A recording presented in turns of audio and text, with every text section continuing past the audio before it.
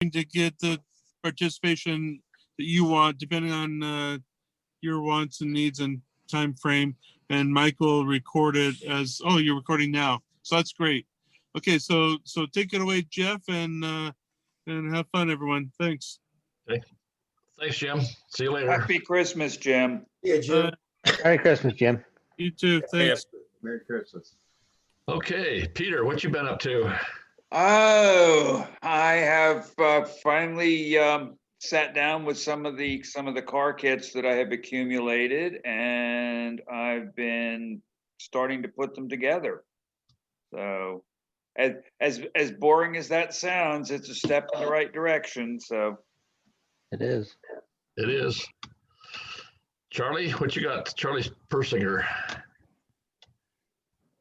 I'm building a mountain. Not out of a molehill, but I am building a mountain. That's what I'm working on right now.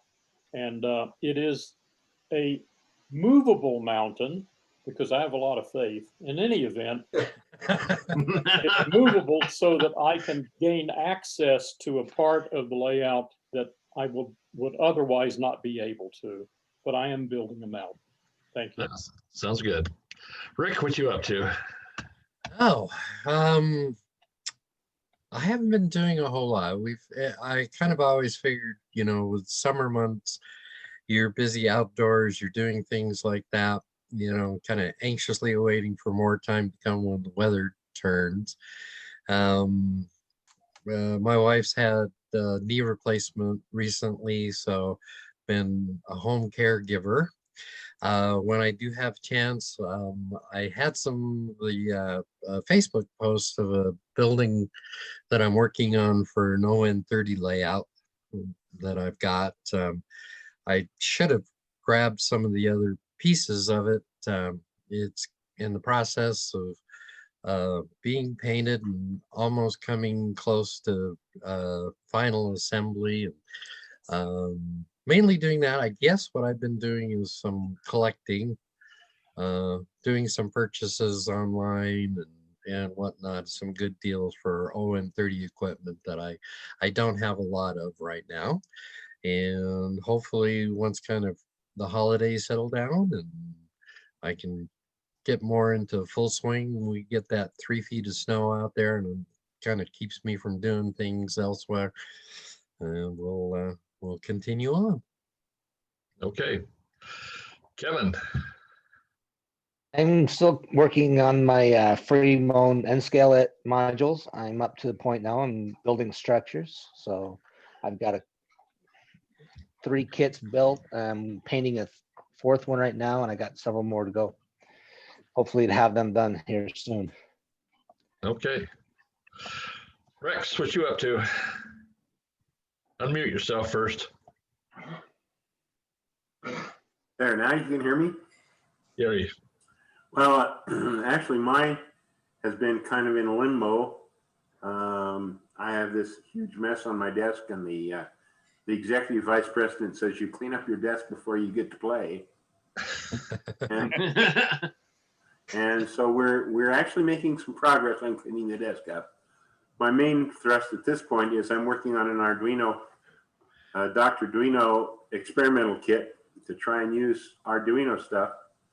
And I've got a huge area for my layout, 24 by 34, without a pillar or anything else in the middle. So it's an exciting place to build a layout.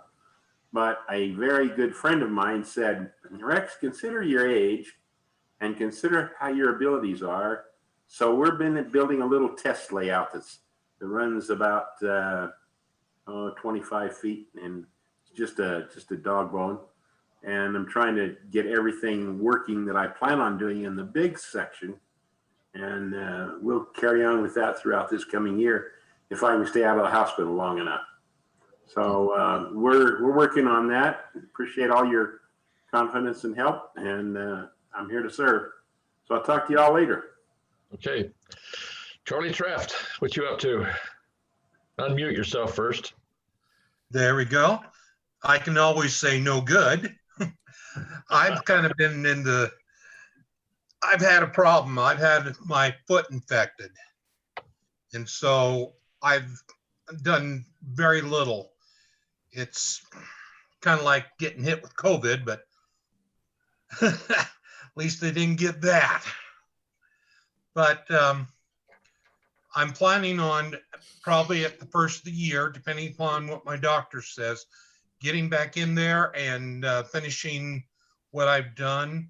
And what I have done, I've got on my Facebook page, Charlie's Layout.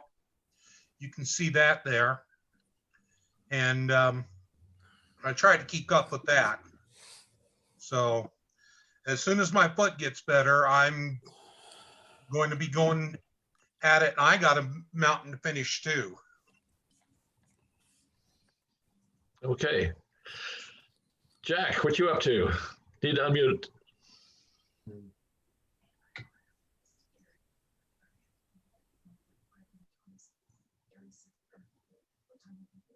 And it unmuted.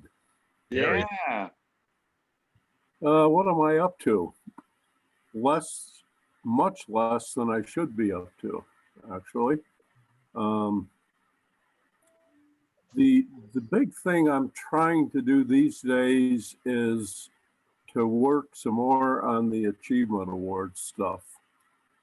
And so I've prepared a summary of what I'm going to be doing, and I'm about to launch into a lot of that. Turns out, like many of us, I have a ton of stuff that I've done already, but none of it's documented, so I've got all that to do. But that's kind of what I'm working on right now. I think that my health is good enough at this point, so I'm about to launch into doing some of the kit stuff that's been sitting there for a couple of years now. Good. Let's see, Mike, what you up to? Well, I just finished getting about 40 occupancy detectors in place.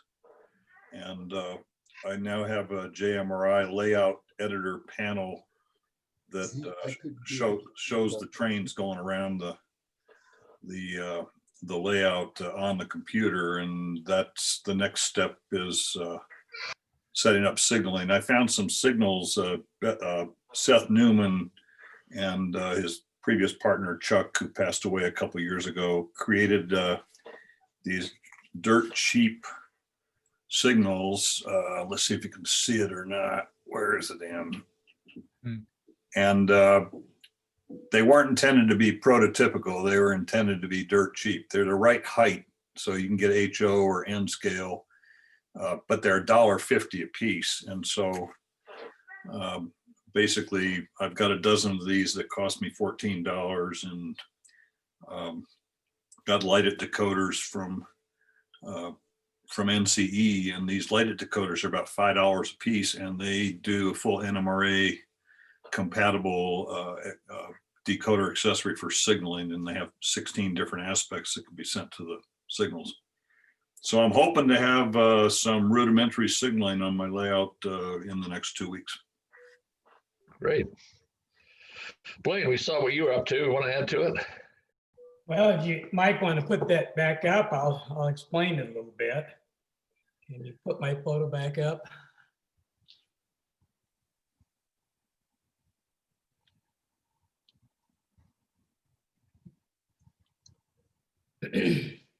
I've been running spline for my second and third levels.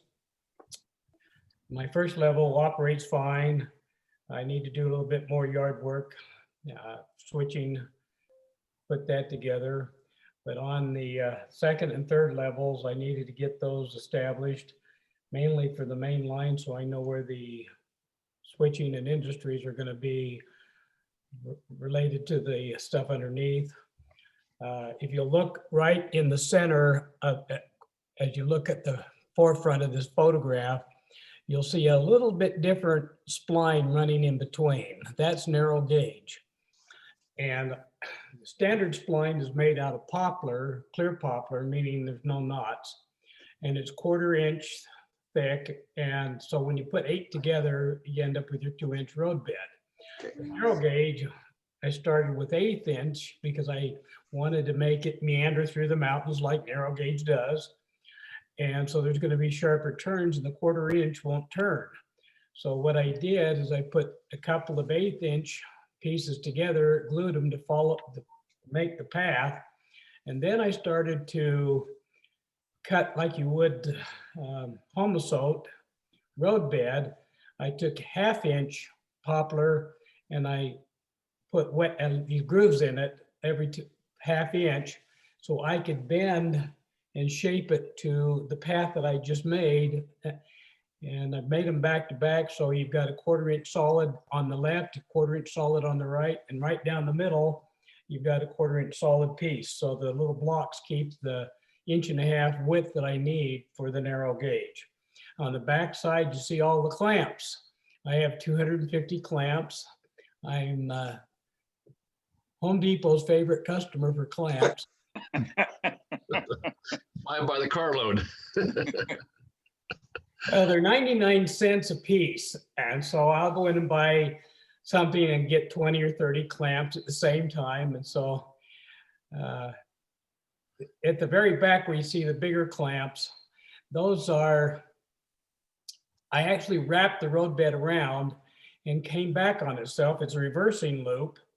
And so it's wider than what those 2-inch clamps can handle. And so I had to use the bigger clamps, the 3-inch clamps to bring the track together so that I can have a reversing loop as well as a runaround there. So that's what I've been doing. And that's a picture. I got the bottom layer all covered so you can't see it. A lot of glue everywhere. This is where my wife is going, ew! I mean, I had her help me put the spline up there and you can see the glue on top of the spline. I'll run over it with a handheld planer and I'll make it nice and smooth. And then we'll put the homosote down, then it'll look real good. Anyway, that's what I've been doing. End of discussion. Any questions? Yeah. George, what you been up to? Well, you know, I had a layout downstairs and my grandson and I decided we're going to tear it apart and start all over. So that's what I've been working on. Getting some plans and getting ready to make a new layout. Really, that's where I'm at right now. Just a little bit at a time. You got a grandson helping you, huh? I got my grandson. He's giving me his ideas now. That's an experience for sure, but I'll get it all laid out and then I'm sure I'll have to come up with some ideas for him to help. So How old is he? he's 9 years old. Well, that's old enough to give you ideas.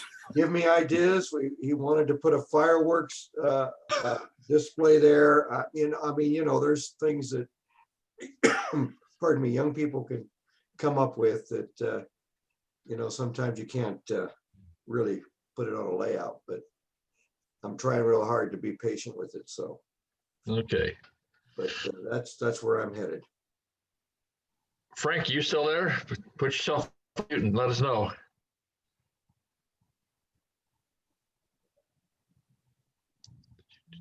He's there, but he's muted. Yeah. Unmute your mic, Frank. He may have stepped away. Yeah. Dalen, you still there? Yeah, I'm here. What you been doing?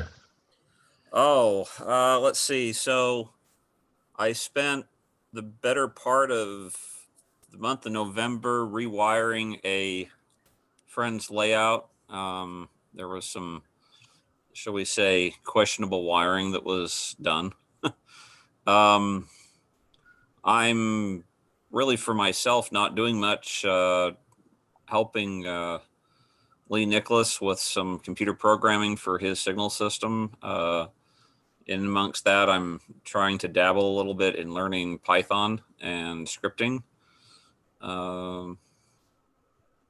And let's see what else. Oh, trying to figure out what I need as far as some electronic components to build some control boards that were stolen out of my car back last year, just before May 10th. My car was broken into and I had all my model railroad stuff stolen, my control stuff. So Sure. trying to redo that. So Okay. what I'm doing. Okay, well, let's see. That leaves me the last one. Haven't done much on the railroad. I've got, my daughter delivers groceries for us every week and brings her son with her. And every time he comes, he says, "Grandpa, what you've done on the railroad this week?" So he keeps me motivated to do that. But I've been spending most of my time trying to inventory the stuff that we've got. I've got a whole bunch of stuff left over from the convention. And we had some stuff that was given to us over the years. And I'm trying to inventory that so that we can hopefully turn it over to somebody to sell it on eBay for us or whatever they want to do. So if you want a convention t-shirt, I've got some 4X and 5X and 6X. So, so that's all there is there. Also have some, I think I've got a little over a dozen of the HO convention cards. So if you don't have one yet, let us know. We can get one to you. How much are those, Geoff? I think we're selling them for 35. Okay. We're just going to break even on those. So Yeah, let's see. 35 was what we.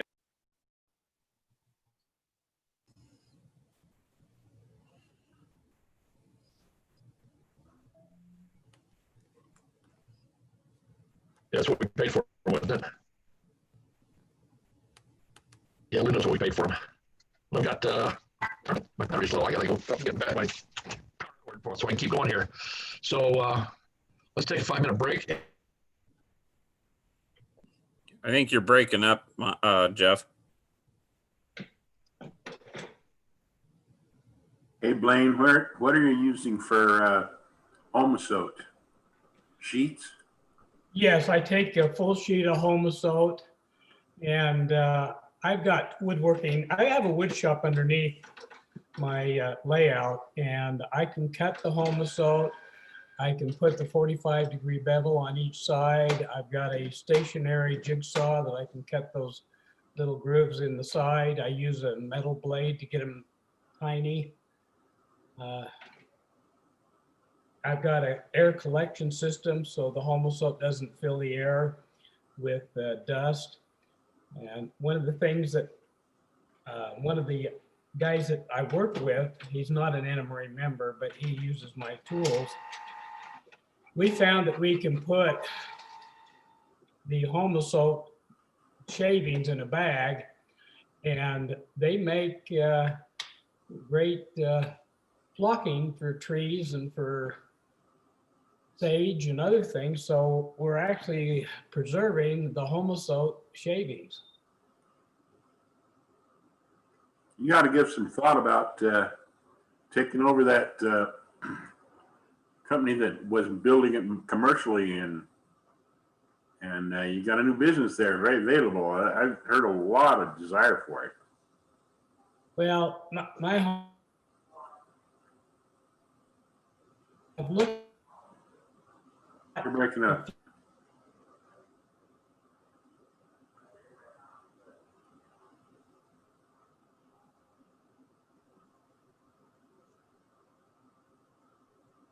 You're breaking up, kind of, Blaine. Oh, I looked at buying it commercially and I've got like 6 sheets of it here. So I might as well use what I have. Yeah. I bought 4x8 sheets. Southern lumber, they were charging like $25 a sheet for it, which was about reasonable. But then they also had Homosote that had cork on one side. And they were, normally it's $100 a sheet. They were closing it out. And so they were letting it go for 20. Whoa. So we bought everything they had in stock. dead end, right? So I have a question about Homosote. On my layout, it's going to be essentially a shelf layout. Would you recommend me putting Homosote down underneath not only the track, but the scenery as well? I'm going to have a lot of water features, and it's primarily a level layout, and I just didn't know if that was something that I should consider. Well, that Homosote with the cork on one side makes it a very wonderful surface to work on. And I've got a few extra sheets of that. If somebody wants to buy a sheet, I'll charge the same price I paid for it. But I've used that sheet in several places, and it's actually closer to a 1/2 inch than the regular Homosote. The regular Homosote kind of and they do run it through a planer to get one side as flat as possible. But usually when I run Homosote on top, I just take a sanding block and run over the top, and I can smooth it down real easy. It does, as we mentioned, create dust, but collect the dust, you can use it as flock. Right. So I should not probably just build my scenery directly on top of the plywood. I would recommend it. No, not at all, huh? No, it's noisy. I've got spots where my locomotives run on particle board directly, and you can hear them. It's noisy. Where it runs over the particle board or the Homosote, it's quiet. Okay. I guess I'll just have to find a way to work it in with the water features because I don't really want it there as well, correct? Well, the water features, if you're going to be cutting into the Homosote, you're going to want to seal it, but you want to seal anything that you're going to put a water feature on.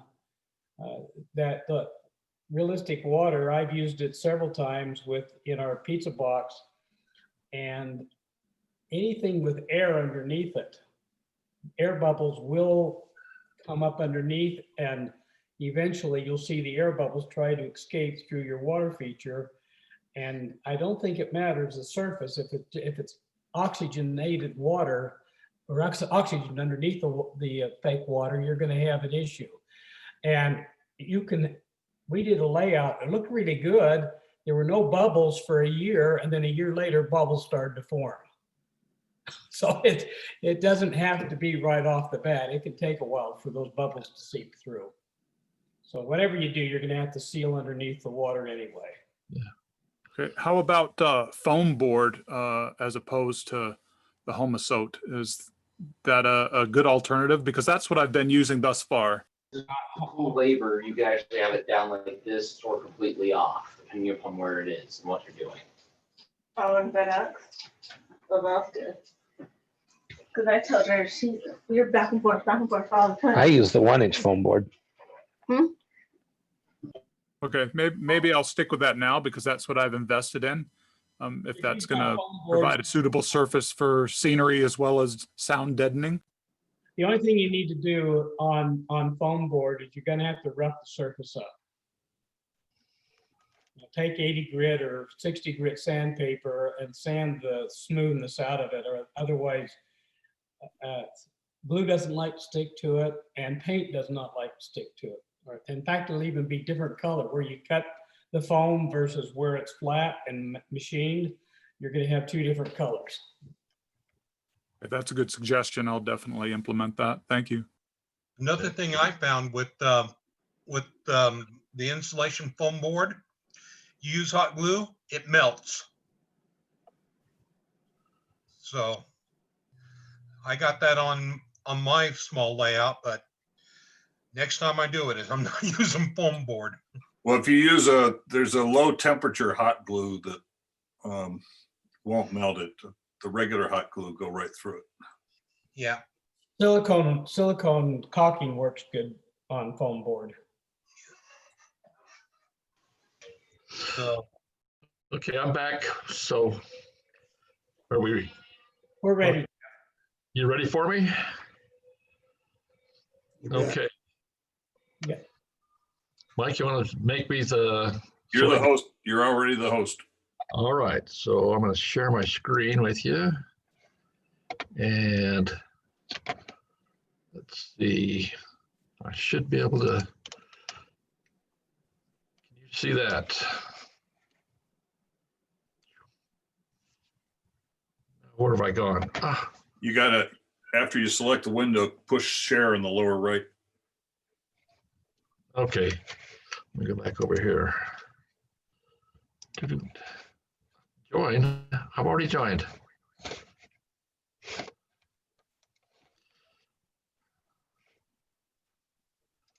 we go. No. Cancel that. Okay, sure. There you go. We're starting to see. All right. I don't want that. Cancel that. Let's see. Start with this one here. There we are. Okay. I'm gonna have to narrate this because the my camera picked up some audio stuff. So this is not the only way to do things. It is not necessarily the best or the most efficient, but it works for me. Your mileage may vary. Show you how I make a cold load.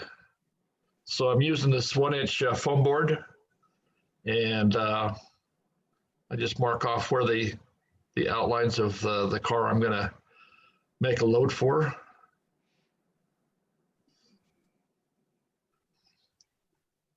Then just cut inside the line because you're just mark the outside. So you gotta make it a little bit smaller so it fits inside.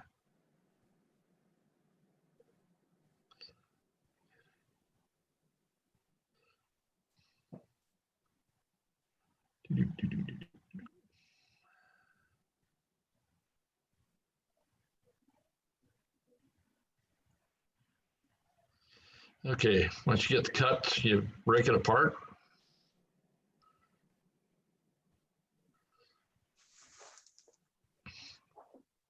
Then you test the sanding you got to do to make it fit.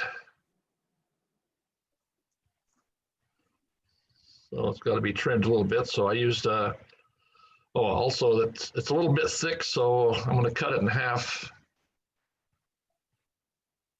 so that it fits down. That's just one of your one of those break apart knives. Let's stretch it out all the way so I got a nice long blade.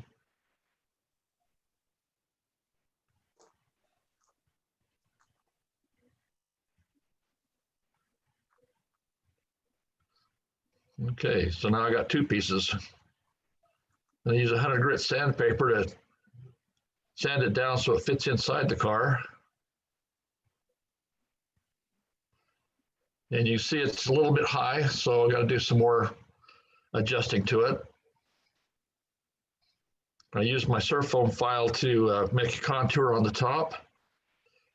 And on the bottom, because I got my weights in there to get the car the weight, they just stick a little high. I just take and shave off underneath also, so it makes a better fit. And here I should have painted that black first, since I'm going to use a coal load. If it's going to be a sand load, you'd want to make a color that's close to the sand or whatever you're going to use to fill your car with. So otherwise the pink shows through. So I just put full strength Elmer's on the top of it. And I'm using Woodland SCENIC's CINDERS here to simulate my coal load.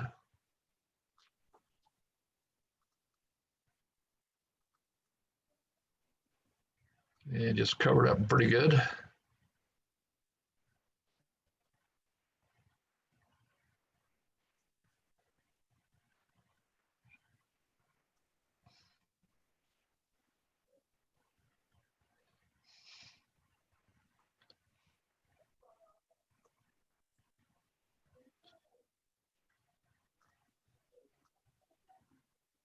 And I put a little bit of piles on it so it doesn't have looks a little bit more realistic.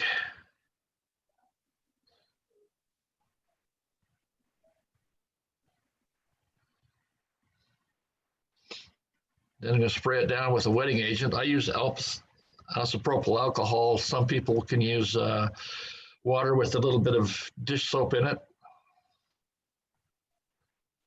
Just something to make the, so when you put the scenic glue on it, it doesn't bubble up on the top. Okay.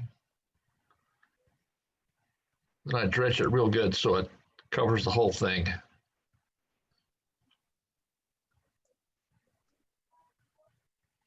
If the car tips over, I don't want all that stuff spilling all over the layout, so we glue it down real good. And I could have painted it before, but see, you can see the pink foam showing through. Went back and I painted all the pink stuff with some black paint. You could also put more cinders on here, but then it would make it so you couldn't remove the load if you wanted to. So that's how to make a cold load. Any questions about that? How do you remove the load? You just put your knife in the edge of it there and pull it out. Or you could mount a little metal washer underneath it and pick it up with a magnet. Do you dilute the scenic cement? I make my own scenic cement, which we'll get to a little bit later here. Okay. Geoff, have you experimented at all with like a hot knife or a hot wire? No, because I don't have one. Okay. But that would make it a lot quicker to do what I was doing. Okay. All right, let's see. Yeah, the fumes are just hazardous though. Yeah. Okay, part 2.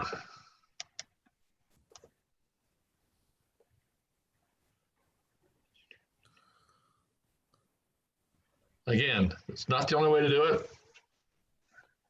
Not necessarily the best way or the most efficient, but it works for me. So I'm going to do some paving work here. So I get this, you get the sand from Home Depot. They got 2 different places. You got the garden part and you got the construction area. And it comes in different colors, but which one you get. So I sift it through 4 different sifters. And you can see what we get there. I can get these sifters at Orson Gigi's. That's down on about 3400 South, 3rd West. Okay, first I'm going to put some scenery around my substation here. So I painted first with the full strength Elmers.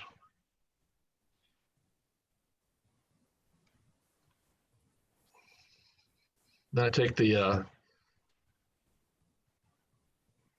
large gravel.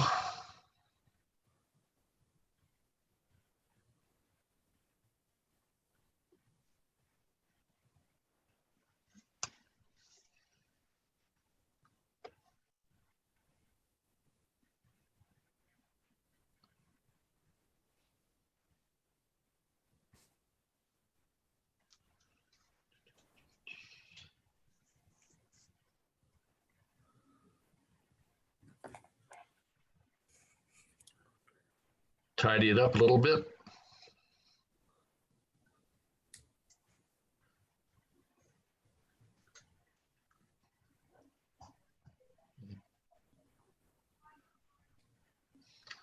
I'll go back later and make and put some paving down here, gravel behind the apartments here, and across this other side of the substation.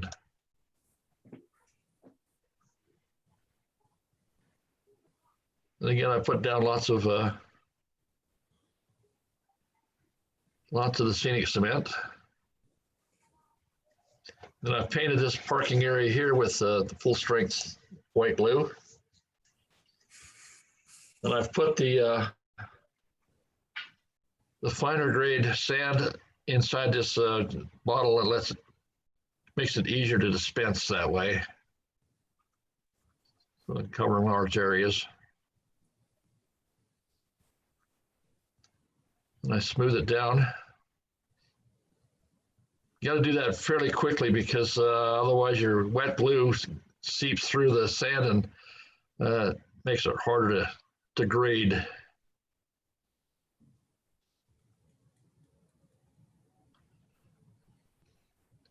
Now I'm going to come back and put some more coarse gravel around it. I could have waited for all that to dry and vacuumed up this little mound of dirt here, but we'll just cover it up.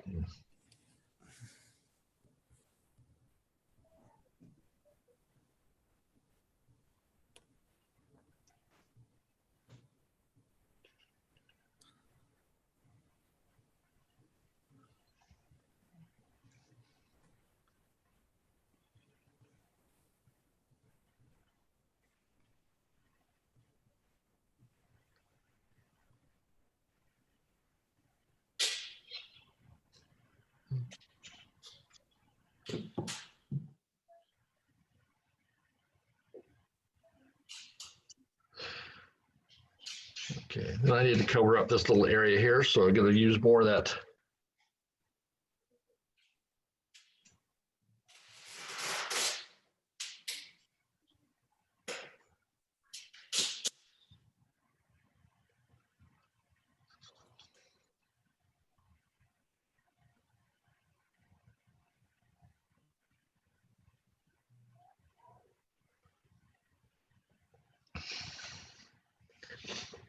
Okay, and I'm going to spray that down with a wetting agent, again using alcohol.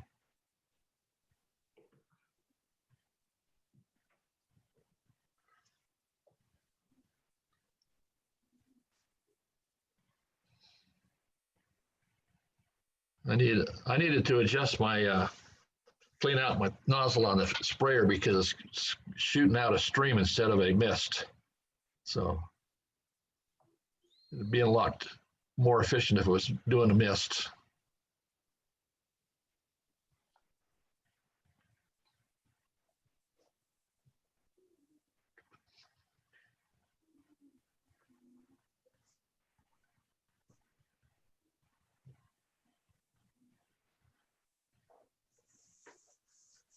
Could you shoot alcohol out of your airbrush, Geoff? I probably could have. I might try that next time. Okay. I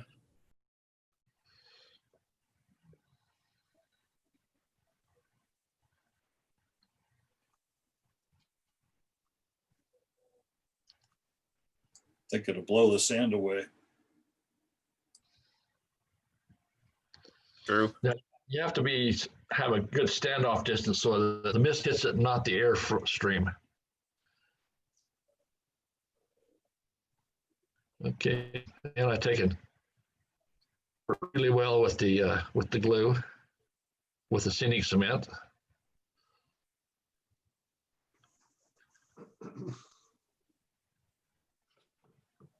Spray it again with a little more alcohol to make it spread out a little bit better.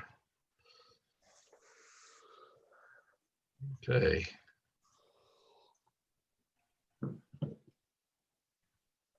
I'm going to come back and throw some greenery around the place.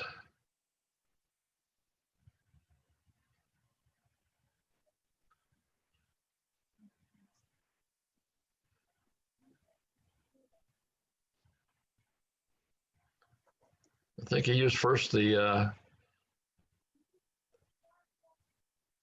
it's Woodland SCENIC's coarse turf, and I used the dark green, and then I come back later with the light green. I pick out the pieces that fell in the middle of the parking lot.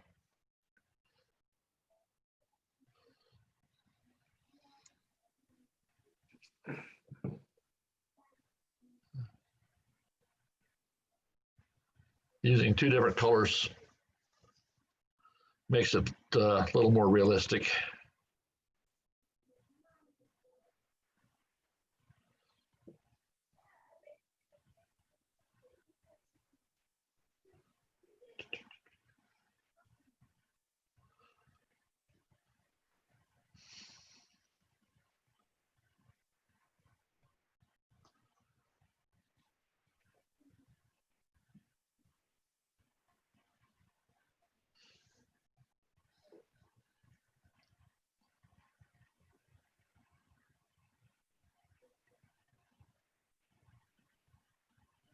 Okay. That's what it looked like when it was all dry. Any comments, questions? Looks great. Thanks. So the color of the sand is what gives it the gray? Yeah, I can go back and put some black over it, make it look like it's blacktop instead of gravel. I see. I've done that on the other side of my layout that you can't see. Now let's see, how do I get this thing to, come on, go away. I gotta get to the next part.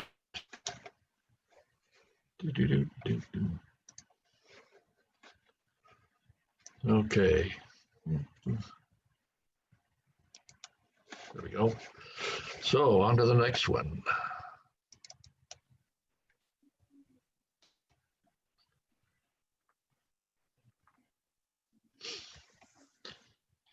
Okay, again, not the only way to do it. Not the best way necessarily, or efficient, but it works for me. You guys seen the video series that I think it's Rob Brown, he's got It's My Railroad by the normal guy. Yeah. Yeah.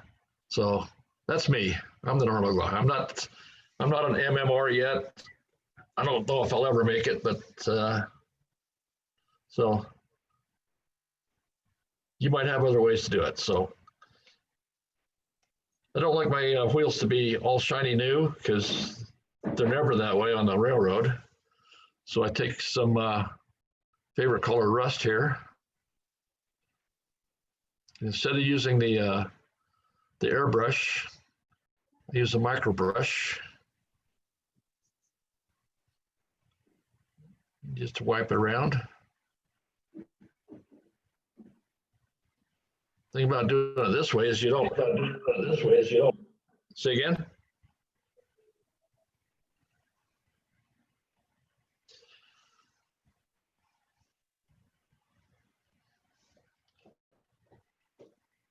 Painting it this way, you don't cover up the needle points on the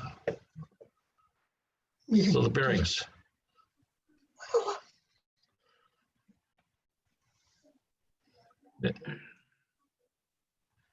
Then I paint the trucks while I'm at it.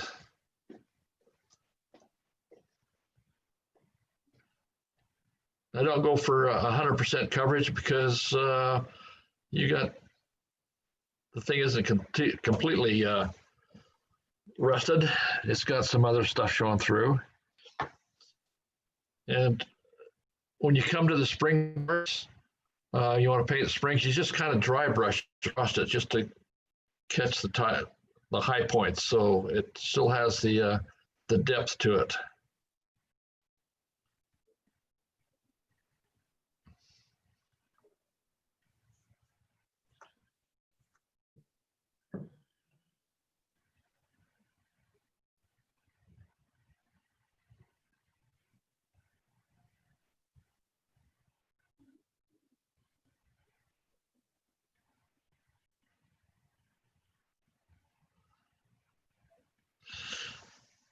Then as I go to put it back together, I use this little tool,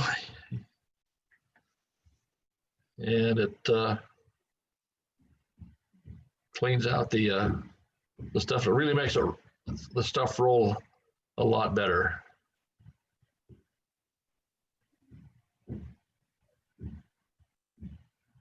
So it's got cutting wheels on one side of it, so you put it in there, you spin it a few times, flip around. Get the other side of that. Geoff, what is that tool? Yeah, it's called, the tool makes them roll easier. Let's see, here's another one. It's a The other one I've got, it says it's a Rebox, REBOXX, exact socket tool, EXXACT socket tool. Micromark has them. Yeah, Micromark has these. I think Walters even has them too. Are those the stock Athearn trucks? Yeah. Yeah, I use them on all the trucks I have. I've got some AccuRail trucks because I got some AccuRail box cars, and I've got some Atlas cars I've used it on. And what else? Yeah, that's all I think of right now.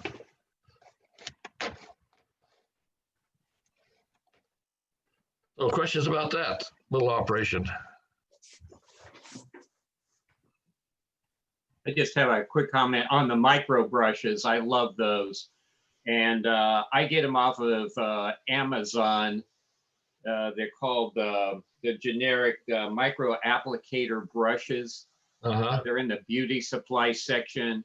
You can get about 500 for $8 as opposed to a handful at the hobby shop for 6 or 7. Yeah. They're not the original micro brushes, but they're a lot cheaper because I go through a bunch of them. Yeah, they come in different sizes. The white ones are super fine. The yellow ones are fine. I guess they got some, maybe some blue ones or something that are a little bit bigger. But I've only got the fine and the super fine in my collection. So. Yeah, they come in 1.52 and 2.5 centimeter or millimeter rather. Yeah. And that's $8 for an assortment. So I think it's, I can't remember, it's like 125 of each size, or you can get it by size. So check that out. They're, yeah, a lot cheaper. Yeah, that's good. That way you don't have to clean them. I always try to clean mine. I'll use them about 3, 4, maybe 5 times before I have to throw them out. Yeah, they're also The called. other thing I do. They're also called dental applicators. Same idea. You get several hundred of them for $5. Yeah. So I prefer The other this thing method. I do is the other thing I do is snip off the ends when I'm done, use them as paint stirrers. Aha. Okay. Yeah, I prefer this method over the using that little at the very first it showed that that handheld thing you stick them in and spray paint them. Unless you're going to do a whole bunch, it doesn't just, I can't justify the time it takes to clean the airbrush after it's all done. So I use this one. All right. Next is part 4. This is the camel kit I built. I had this sitting around for years, and things I learned, build this. Stay in the word first before you construct, and segregate the wood into separate piles and cut. Make cuts from the shortest piece possible, and make, this came in a, the template sheets they gave me were like 24 by 18, really huge. So take it over to FedEx or Kinko's and get them copied, and then you can cut them up to sizes that are usable. And use my magic tape and double-sided tape. There's on this kit, it showed, yeah, we'll show it that in a minute. Okay, so I segregate the pieces by size, and I taped them onto a card here so that I could label them.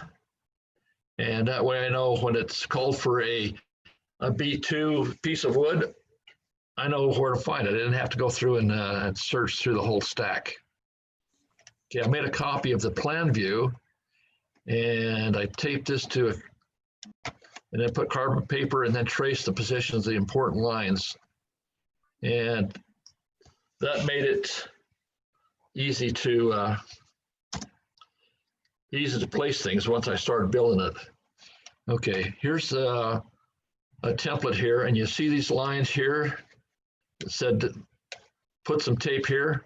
Well, I covered it first with magic tape, and then the double-sided tape on top of that, so that I could remove the double-sided tape later. And once I'm finished with all this, and I could fold this up and not have everything stick together.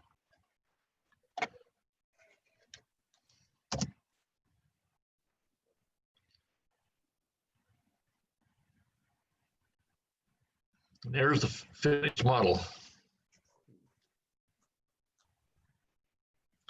If you don't stain the word first, then stain it after you build it, every glue joint is going to have a place where the stain doesn't cover very well. So that's why you stain it first. And the glue will stick to the stain joint easily. Oh yeah, yeah, works just great. I used the yellow wood glue. That's very nice. Yeah. Did you build that on a piece of foam or?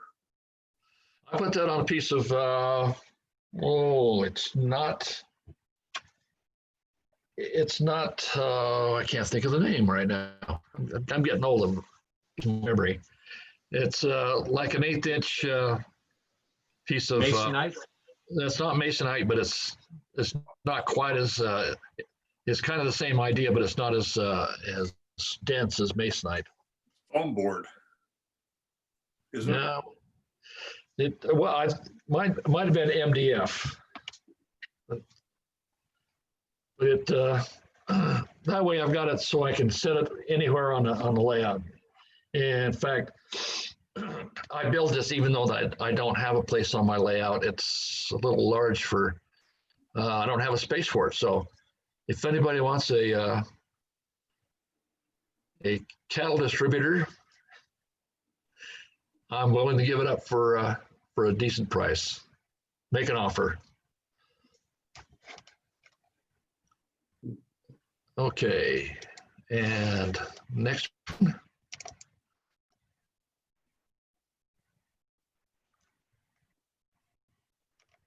Come on, start up. There we go. Okay, part 5. Storage and decanting options and other stuff. Again, not the only way, not necessarily the best way. Your mileage for your area. Okay, making my own scenic cement.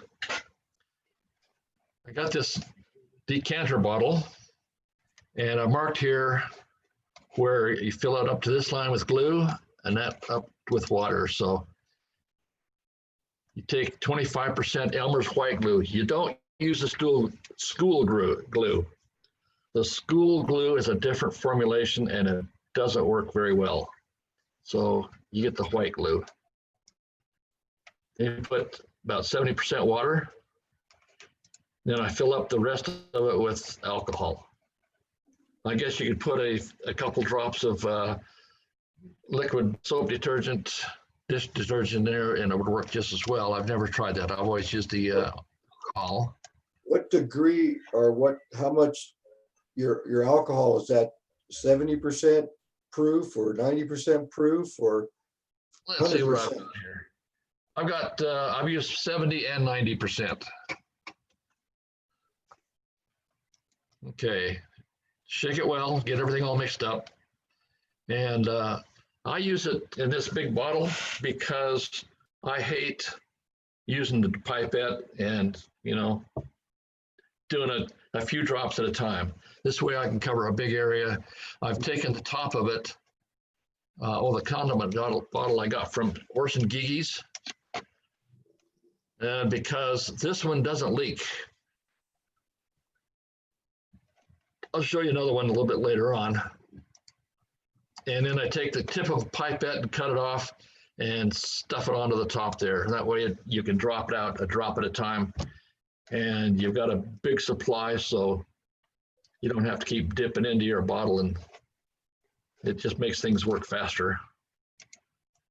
Okay. Excuse me, you attached a pipette to that condiment bottle, is that correct? Yep, yeah. It's just a pressure fit. It fits really nice over the top. Once in a while it'll slip off, but you know. Great idea. If you watch, you know when it's going to come off. So, okay, I use the empty SCENIC bottles to store my sand in, and I've got one here with raw sand, the grade 1, 2, 3, and 4. That's, you know, you saw me make that earlier in the previous thing here. These condiment bottles I got from Wally Mart, and I don't use these for the glue because they leak around here, around the thing. It's just not a tight fit. But it's great for dispensing the finer grains of sand. And I use, being an old fart, I got lots of pill bottles. So I use the empty ones to store stuff in. And then I made a shelf here. And that's the same 1/8" MDF. All I did was just glue it along the edge and onto this bigger piece. And it seems to hold everything fine because it doesn't hold a lot of weight. I guess if I was ever to, you know, try to step on it, it would break the shelf off. But, you know, just for what it's doing there, it's doing just great.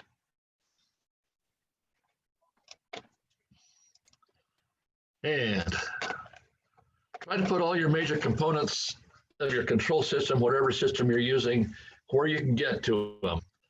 Before I had these parts sitting on a little shelf that's above, just below my upper level.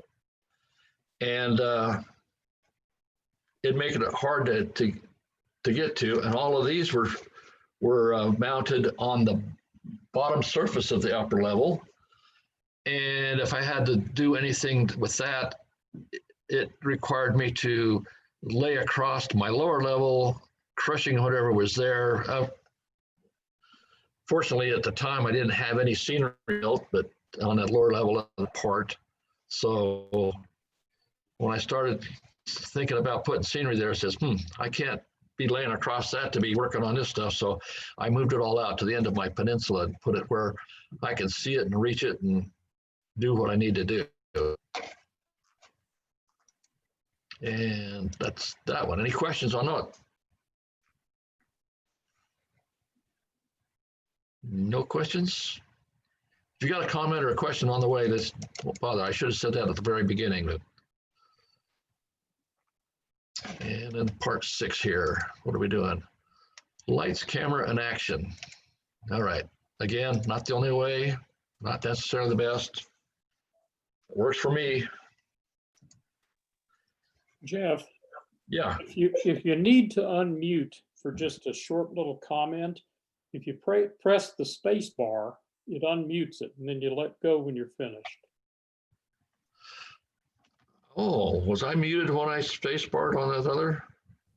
No, I'm just saying so everybody knows. Oh, okay.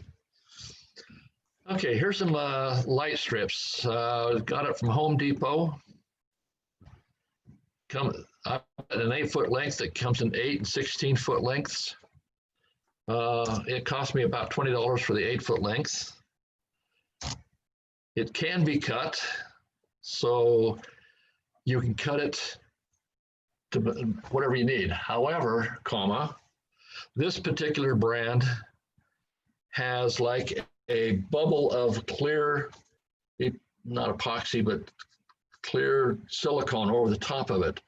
So where you cut it, it's got little bare copper places where you could attach a wire to it, but you got to get underneath the overlaying epoxy, or not epoxy, latex caulk. It's like clear, and it was a bear to do it.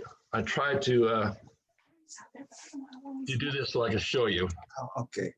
I'll Are you tell. able to come out? Do you want me to come? Okay. Another source is lighthouseleds.com. And it comes in 5 meter lengths, $20. Less than $20. I think it was $18.99 when I looked at it online yesterday. And there's a link for it. I'll give these files to Rick so he can post it and you can have access to this. Unless you want to take and write it down right now. Should I wait a minute for you guys to write it? If you're interested. I just took a photograph of it. Ah, okay. All right. The thing about these lighthouse ones is there's no covering over the top, so that when you cut it, you've already got the bare copper places, so you can attach a wire to it. You don't have to be digging through all that silicone. So it's a lot more convenient. Hey, Geoff. Yes. If you go online, I don't know if Lighthouse Warehouse, because I haven't looked there, but I know eBay has numerous places. They make little adapter things that you can plug the ends where they have that cut that you can plug in, and then you can go to, and they're all over eBay and they're super cheap, and you can angle them at 90 degrees and do all kinds of funny things. If you just go on and look, LED strips, there's tons of that stuff. Yeah. I saw those. I haven't used any of those. I've always relied upon just soldering a wire to it and doing what I have too. Yeah. But yeah, if you're not into soldering, then yeah, that's a better way to do it. Okay, from the package I bought at Home Depot, this is what comes in. It comes with a 12-volt wall wart, an on-off switch, and your 8 feet of coiled up stuff. Okay, 8-foot roll, on-off switch, 12-volt power. The stuff you get from the Lighthouse LEDs is also 12 volts. So, and this is what, it's kind of hard to see, but there's your cutting points. They got a little black line and then you cut. Both of the brands that I've showed have the same thing. It's got the cutting line. So you cut it here, and then it's got this bare copper that you can solder to. Of course, with the Lighthouse, not the one I got from Home Depot, that's got the covering over it. You got to dig past that to get to it. And those are really, really thin. So you got to be careful you don't really destroy those before you got a chance. Okay. Each of them comes with 3 lights per segment. And on the back of both of them, a peel stick. You peel the paper off and it's got a sticky here that you stick it to whatever surface you want. Okay. It's got different brightness level depending on the power supply voltage or putting resistors in line. Okay. I hooked this up to my DC power pack and hooked up my voltmeter, and at 4.5 volts, that's where the lights came on.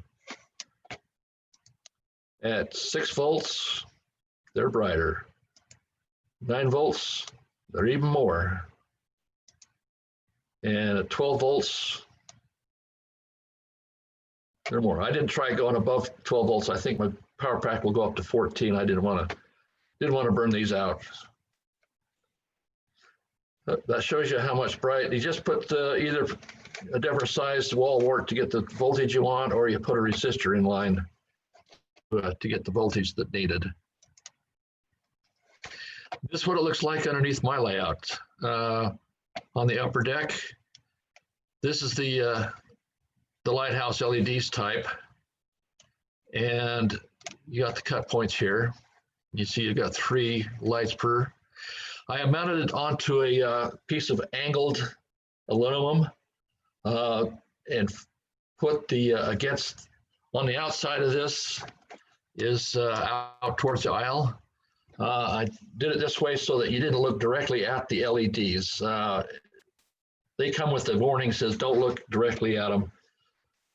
I guess they'll damage your eyes if you do it for very long. So that's to protect your eyes, and it also adds as a reflector. This part here reflects light down more so that you get some good coverage. And this is what it looks like. I've got the room lights off, and I'm just using the lights from the LEDs, and it does a pretty good job of lighting it up. Geoff, did you just paint the outside of that aluminum strip? No. Just aluminum, and it's visible from the viewing area? Yeah. Okay. I guess I could if I put a fascia on there, I could either hide it behind the fascia or paint it the same color as the fascia, the part that opens out to the room. But I'm lazy to do that, so that's why I didn't do it. Okay, here's a piece of a building I cut into 3 different, they got 3 lights for each segment. So I put 4 different segments in here with a little wire between each one and lit it up. So it's got, a nice place you're lighting up your loading dock. And here I put some lights in my powerhouse, and it's got a brass strip across here to suspend it above the floor. So I got something to stick the lights to. I chose brass because I was unsure about taping these to the plastic. And besides, if I taped it to the plastic roof, I couldn't take the roof off then. So now I can. And so I've got that across there. And there you can see the lights looking at the edge. And this is what it looks like with the room lights on and at night. Okay, I put some of those couple segments, 1 or 2 segments of lights in this building here. Upper story here has a dance hall, and then I got Geraldine's Fabric Emporium. That's named after my wife. She's a sewing girl, and she goes by the motto that the girl that dies with the most fabric wins. So she's got lots of fabric. So some in this car shop. These I glued directly to the roof, the plastic roof. And being an LED, it doesn't put any heat in there, so I'm not worried about my roof melting. I also put it in my engine house and in my roundhouse. And I put this, I powered these through a switch that when I turn on the lights for a single bay, it not only lights it up, but it also puts power on the tracks. So double operation. And here I think I used a plastic strip here and here to mount the LEDs onto.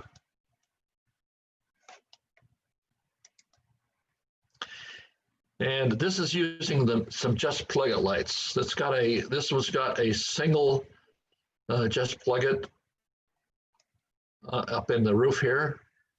And this is a pre-built building that's got the lights in it already. So that turned out fairly good. And with that 8-foot section, when I got through making that little strip that I showed the different brightnesses on, I said, well, what the heck am I going to do this? I'm not going to be able to use it to light up individual buildings because it's too hard to get through that. So I decided I'm going to put that underneath my workbench. And it's dark under my bench. When I drop things on the floor, I have to get a flashlight out to find it, then crawl underneath and really search for it. So here it is without the lights, and there it is with.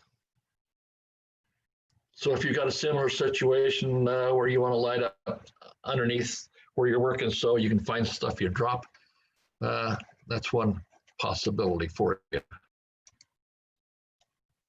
Okay, back to the part storage. I've got different a whole bunch of, you saw the other picture that had all these bottles. This shows all of the different LEDs and resistors that I use. And I got some surface mount LEDs that I got from wish.com. I don't suggest buying anything from wish.com. You can get them for dirt cheap, but you don't know what you're getting. And you might have to wait for a long time. So I've heard other people, complaining about getting stuff from Wish. And these 2mm tower LEDs, those are perfect for putting in the headlights of diesel locomotives that have the twin headlights. They fit that hole just perfectly. I also got a 3mm round and some 5mm round. The 5s fit pretty good to light up a covered wagon diesel like this, what's behind Lou there. But if you're going with a double headlight one of those, it doesn't work. But for a single headlight, it works just great. I've also got some other LEDs that are red or green, depending on the polarity. Usually an LED has got either it's on or it's off, depending on the polarity. But these are dual color, and I've used those on some of my remote control switch machines, mainly just to let me know if which way the switch is thrown. It's not prototypical as far as signals go, but it works for me, and that's what I use. Usually with a diesel locomotive on a DC, you're going to get up to 12, maybe 14 volts on the track and through the engine, and you're going to, if you put just the LED in, you're going to burn it out because they only take like 3 volts. So I usually put either a 1K ohm or a 1.2K ohm in series with the LED. That way they come on as soon as you got power on the track. Doesn't matter how much power you got on the track. As soon as your locomotive starts to move, it's got a headlight, and you can take it up to full speed, and it's not going to burn out your headlight. Let's see. I also got some LEDs from Athearn, Horizon Hobbies, and that's to replace stuff on the Athearn Genesis locomotives that I have if I ever need them. And let's see. Yep, that's all. And that was the last one, wasn't it? Any questions? Geoff, how do you power the LEDs on the layout, the ones in the buildings? Do you have a wall wart for each building, or do you have how do you go about that? I've got a couple of wall warts, and I've just run a wire to each, if I've got a building, 2 buildings close together, or even not even close together, I just run a wire between them. So that's powered off of one wall wart. I mean, they don't take hardly any juice off. With the ones like it gets from Lighthouse LEDs, I originally bought those from Home Depot, and they came. You could buy a 12-volt power supply, and the strips come in like 16 feet, and it told me that I could run 3 strings of 16 feet each, up to 3 with that power supply. So you can put a whole bunch together in a string and not worry about, overloading. So essentially you have a power bus for the LEDs. Yeah. The question I have for you, Geoff, is where did you get your 1.5 ohms resistors? Oh, I got those from, used to get them from Radio Shack, but not anymore. Lighthouse LEDs sells everything you need. It's got the resistors of any size you want, and the LEDs that different colors if you want. It's just a convenient place to get everything at once. Lighthouse. Okay. Lighthouse LED. Don't forget the S on the end of it. Okay. I posted a link in chat for the script that you have. Okay.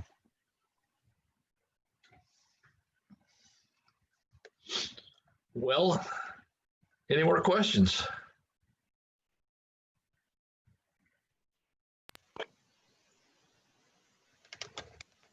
Great presentations.